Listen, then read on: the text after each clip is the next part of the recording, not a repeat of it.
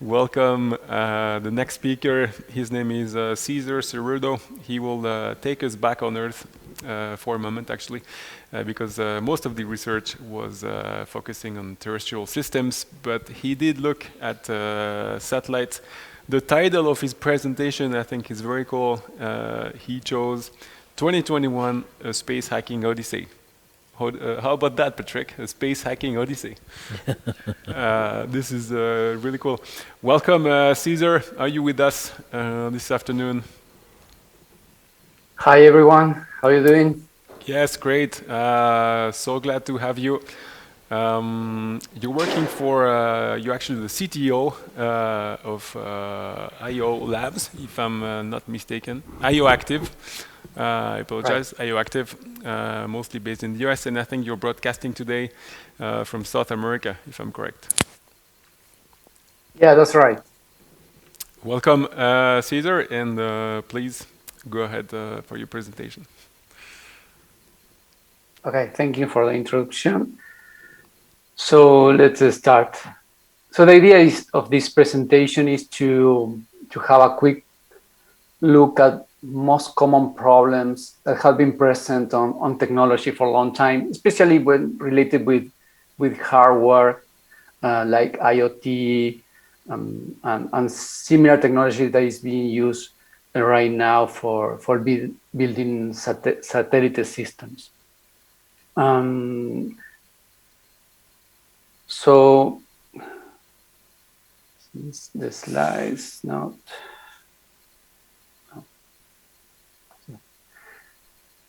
There's some people say that in a few years, like 5 or maybe 10 years, more than 10,000 small satellites will be built and put in the space. If you think about that, that's a lot of satellites that will be around us doing different kind of things. Could be commercial, military, or different for different functionality. This is great, and this is the you know that the it's becoming easier and cheaper to put a satellite in the space, so almost everyone can do it. The big challenge, the big challenge is how to do it in a secure way.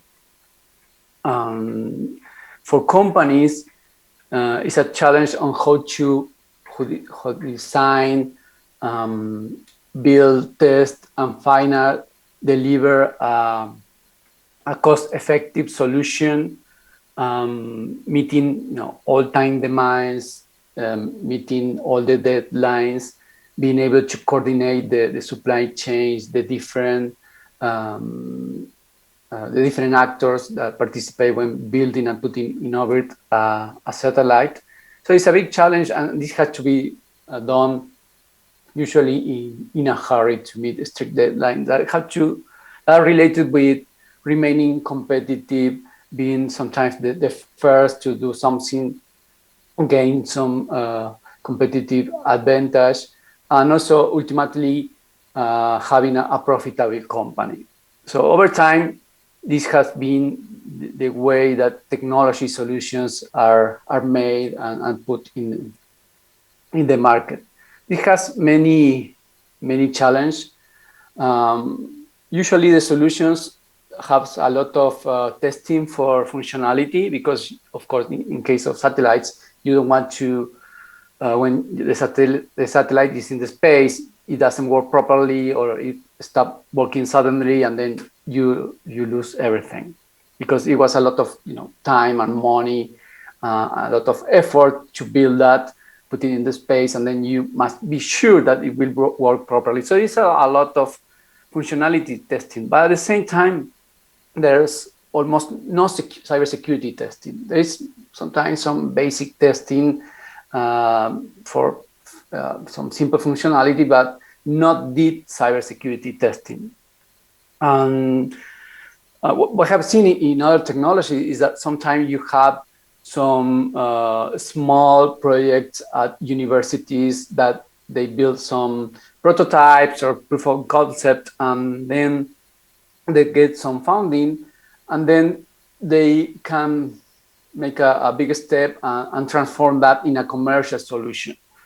The problem is that when that happens, usually they keep building on top of the prototype. They keep building on top of the proof of concept that usually was built in a hurry with some sometimes open source technology, some SDK, some freely available technology that is not sometimes that it's not very secure, doesn't have this proper security functionality.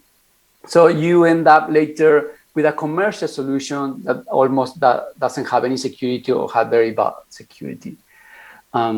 Usually the same problems repeat over and over again. There is a rush to market with the new technology, and security is always later. We have seen this with cars, robots, smart city technology, IoT, of course. I mean, you name it. It has been always like that.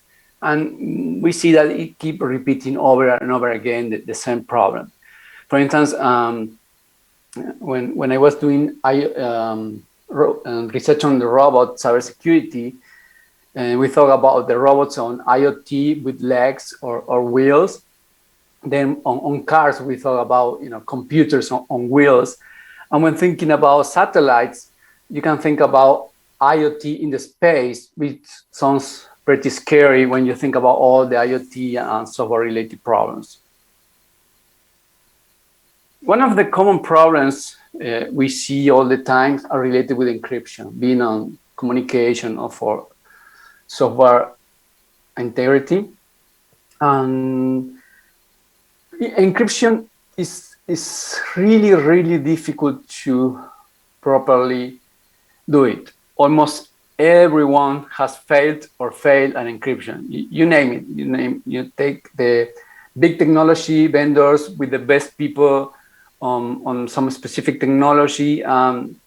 Most of them had made mistakes, sometimes big mistake on encryption.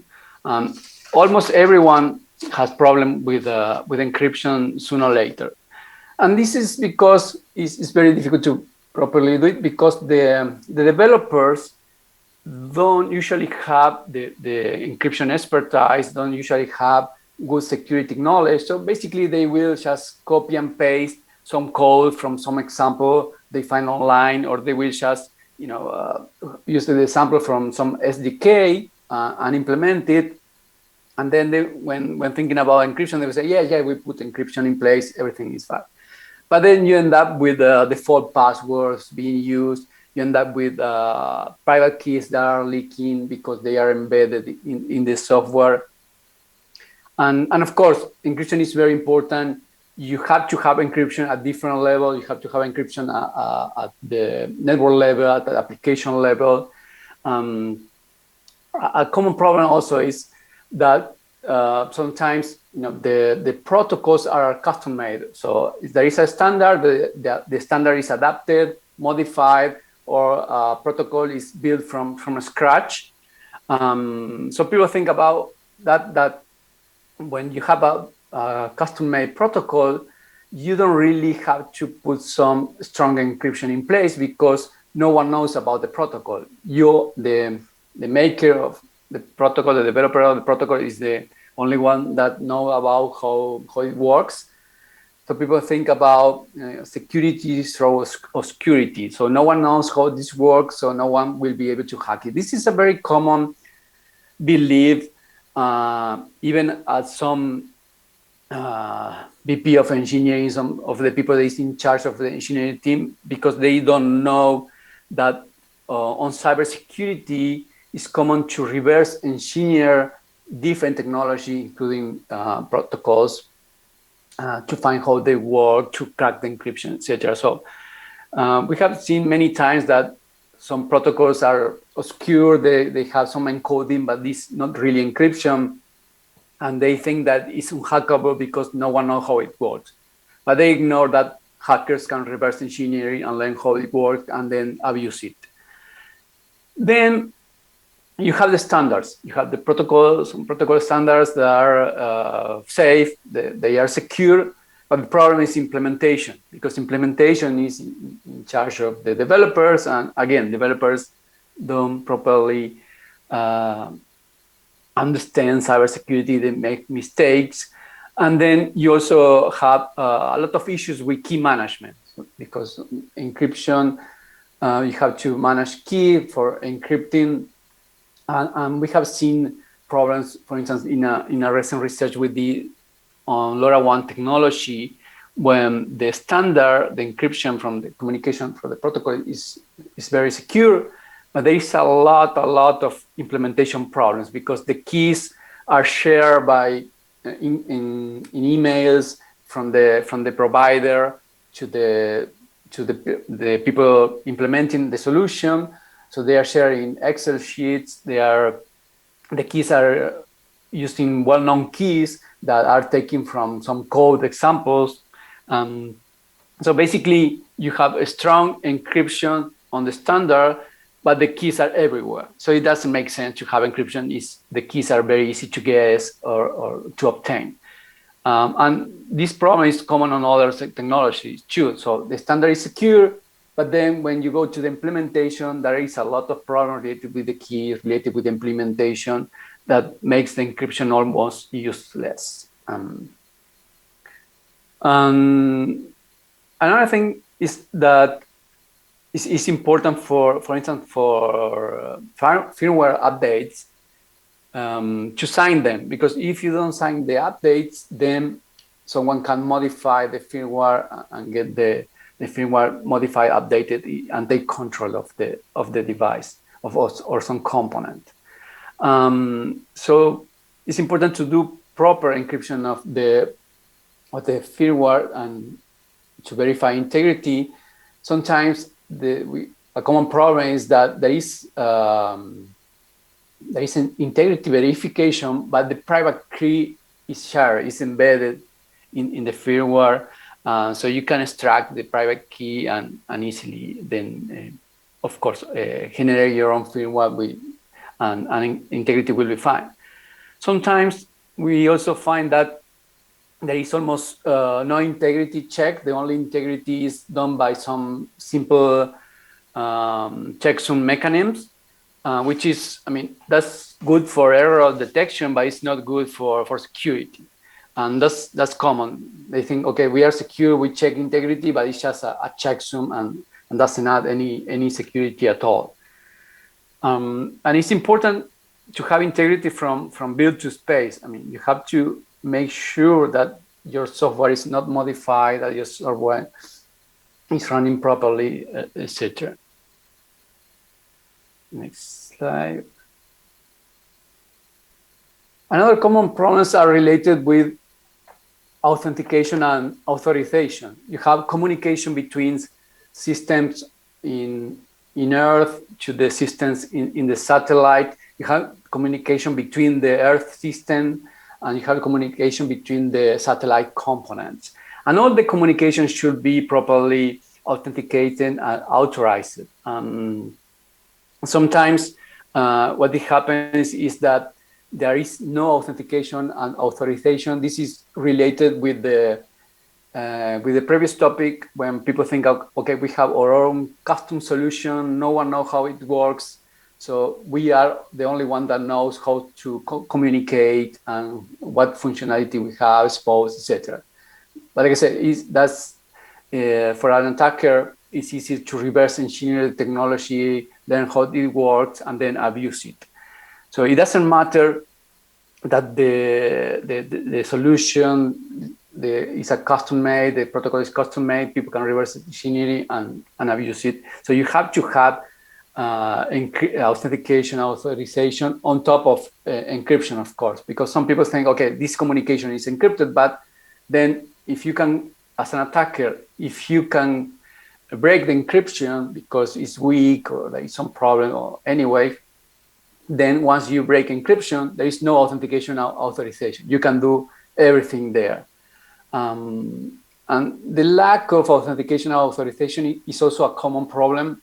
And it's related with the lack of knowledge on the engineering teams, that they usually think that who will do something bad with the functionality, who will be able to take control of this, and why someone will do it. They completely ignore sometimes some basic security concepts.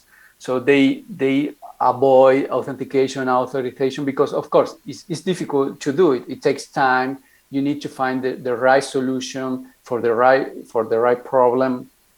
And usually developers and related with what I was saying at the beginning. I mean, you have to have your product ready. You have to hit the market fast. You have to have it launched as soon as possible. So authentication, authorization at times, add complexity. So sometimes it's completely ignored or left aside. I have had interesting discussions with actually a company that works with satellite communications. And we were talking with the VP of engineering because we found a vulnerability in a device, in a satellite communication device, where anyone that could connect to the device could access remotely as root. So take complete control of the device. So we are having this discussion with the VP of engineering, the multi-billion-dollar company. And he was saying, why is that a problem? Because if you are in the internal network, it means that you are a trusted user. So that's not a problem. And so it was interesting conversation because I have to explain him, what about malware? What about if a user is malicious? So I have to explain him, the VP of engineering of a multi-billion-dollar satellite communication company, why it was a threat that anyone can remotely access as root to the satellite communication device in the same network. So this seems incredible, but this happens. It happens more when companies are not mature on cybersecurity. Besides the big technology vendors, then many companies are still not very mature. They don't have a good team on cybersecurity, or they don't have enough budget, or they completely ignore cybersecurity. And this is more common than what people think. And usually it happens with new companies coming into the market that don't have the previous experience of being in the technology market for several years or dealing with security problems. So they completely ignore the problems, and then they face them when people start reporting security vulnerability, people start exploiting the vulnerabilities, they see all the problems, and then realize that they have to do something about that. But usually that's it's late. Of course, for properly doing authentication authorization, you have to have a proper identity management. You have to know who can do what, how, and when. And so this is not simple. You should always verify, never trust. All services have always to authenticate and authorize any action. And if you don't do that, then you are completely exposed to cyber attacks. You can have some, like I say, encrypted communication, but if encryption fails, all your system or your functionality are open and can be hacked.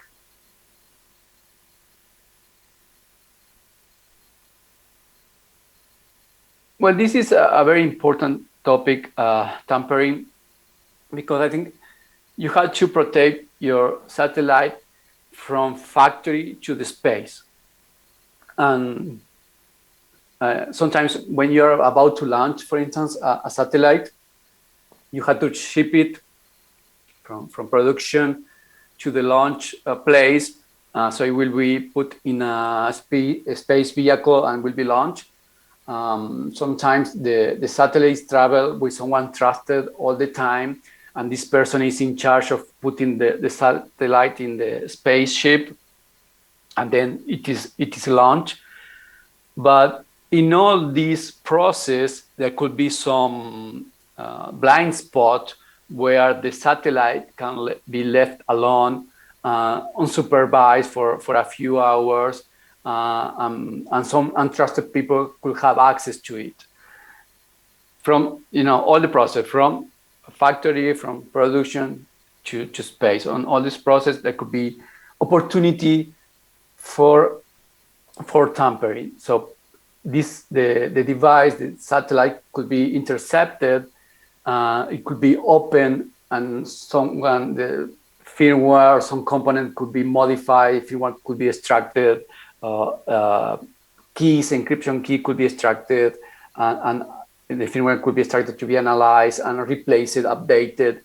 So it's very important to have a procedure in place for anti-tampering being on the device itself and all the components, because it can be, interception of the device, the satellite, and modification. Also, there could be some manipulation at the factory, at the production. So you have to verify integrity. You have to have anti-tampering mechanisms to avoid these kind of problems. The integrity part plays some important role here to prevent modification of the software or the firmware. So if you don't have a good integrity mechanism, someone could extract or maybe already have the firmware. When the satellite is not being supervised, someone can, it's difficult, but it's possible. Someone can replace the firmware on some component, and then could hack the satellite. So you have to have prevention mechanisms for anti-tampering to avoid this kind of problems. Well, finally, some solutions.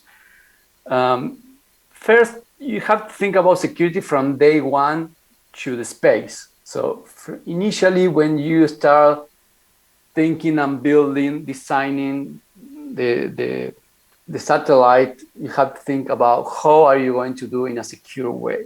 If you don't start from day one, then if you want to fix later, it's a lot more difficult and costly, and sometimes it's not even possible. So you have to have in mind security from day one to make a secure design and then a secure implementation.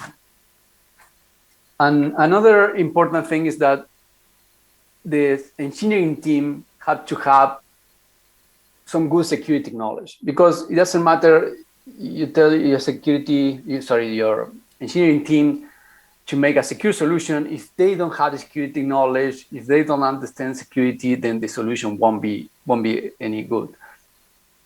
And right now also, some solutions are not built entirely by the company building the satellite. So you have third-party components, software that are plug and play, put together, and you are just in charge of assembling everything and have it launch. It's important that everything is audited. Every component, every software, everything, system, every service is properly security audited to make sure there are no security problems. And when you have several sources from the technology, it's important to secure the supply chain, because the supply chain sometimes has very long links, many links that you don't even know how deep they go. So all your providers have to be enforced to be secure. I mean, if you are acquiring a component from a third party, then you have to make sure that component was developed with security in mind, that it was properly audited, and you have to have a way to verify that, because many companies will tell you, yes, this is secure, we audited, we have the best engineering in the world, but if you don't verify it, then you're just believing in it. And they can lie. If you don't verify, they can make up, and you will end up with insecure components on your satellite. Yeah, Cesar, please wrap up, because the time is running. Sure. Well, it's very important also for the encryption to use secure element to properly protect the keys, the encryption keys, and also have in place a secure factory reset, just in case you have to reboot, reset all the system to restore to a secure state the device, to avoid possible problems. That's it. Thank you. Thank you, Cesar. A lot of points to take. On my side, I'll give you the highlights again to rephrase and let me know if I understood correctly. We heard a lot. It's all about the keys, right? It's all about the implementation. I think the examples you took about the greatest standards, or you can have the best encryption algorithm. If you don't have any clue about the security of your keys, then it's absolutely useless. And I think I can almost quote you on that. It's all about the keys. Sign your updates, everything that you send to your satellites, firmware updates, and so on. Sign it. Encryption is not enough. Authentication, authorization are also absolutely complementary and necessary. I don't know, Patrick, if you have one question for... Yeah, I have a question. What about to use some open source software in some satellite? What is your opinion, like Linux, for example? Oh, that's fine. If you know the open source software you are using is secure, it has been proven to be secure, is regularly audited, then that's fine. But sometimes there are some libraries, some specific software, open source software that is being used. It can be also closed source software, but I'm related to this with some case we see on robotics. You know, robotics, there is a lot of research at universities. There is some open source software for robotics. So they learn to use that software and they use that software. But that software doesn't have any security. So then all the same knowledge and the prototype, the proof of concept are put on commercial products. So all those security problems, because the libraries they use, some components they use are not secure, are translated to the commercial world. What they started as a research project, as a prototype, end up in production, in a commercial solution, and all the security problems are there. Great, thank you. Thank you. We'll take one last question from the chat. It's about cyber testing, which you mentioned. This question is the following. With little requirements driving cyber testing, what design of experiment parameters would you set to perform cyber testing? You mean what kind of cybersecurity testing should be done? Exactly. What are the typical parameters to watch out, and how would you design it? Well, I think that's pretty complex, but like I said, you have to test everything. I mean, you have different components, different services, different communication protocol. You have to test everything, and you have to have done that by experts, by people that know about the topic, that people know about the technology and have a track record of doing well.